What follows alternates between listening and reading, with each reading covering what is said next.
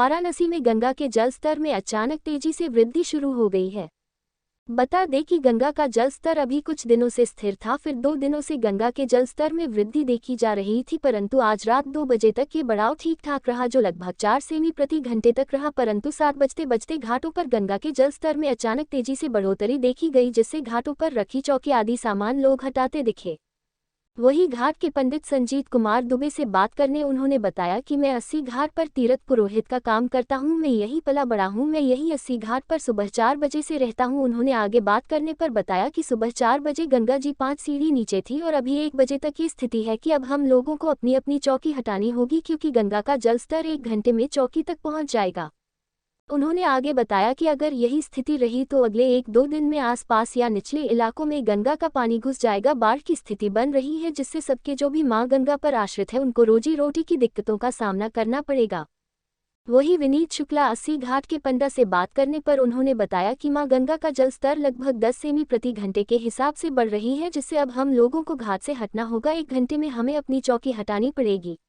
उन्होंने आगे बताया कि गंगा का बहाव बहुत तेज है और लगता है कि हमें यहाँ से हटना पड़ेगा, क्योंकि ये क्षेत्र तो गंगा मैया का ही है। आगे बात करने पर उन्होंने बताया कि ये तो हम लोगों के लिए हर साल का रूटीन है और अब बाढ़ की स्थिति बन रही है तो थोड़ा बहुत परेशानी तो होगी।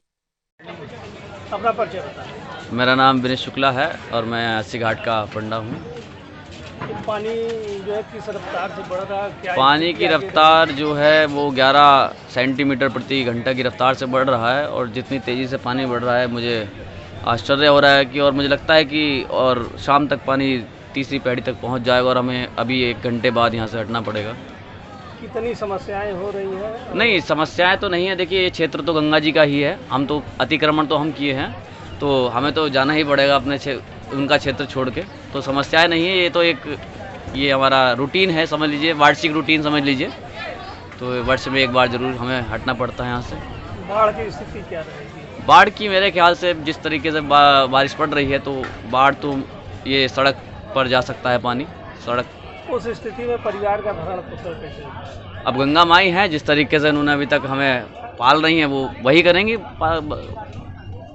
समस्याएं तो होंगी ही। समस्याएं होंगी, लेकिन सबका समाधान गंगा मैया है, तो हम भी गंगा का जयकारा लगा के अपना। परिचय गुरु जी बताइए। मेरा नाम संजीत कुमार दुबे पहलवान जी है।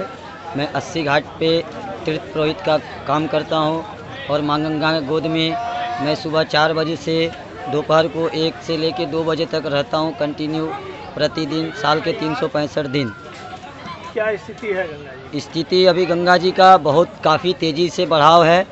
सुबह में 9 बजे तक पानी जो था 4 सीढ़ी नीचे था, 5 सीढ़ी नीचे था और अभी 1 बजने को आया है। 6 से 7 घंटे के अंदर में 4 सीढ़ी पानी बढ़ा हुआ है। चौकी कब ऊपर की? चौकी ये हम परसों का ऊपर किए, 2 दिन पहले का, और अभी हमको अगले आधा 1 घंटे में हटाना पड़ेगा हमको।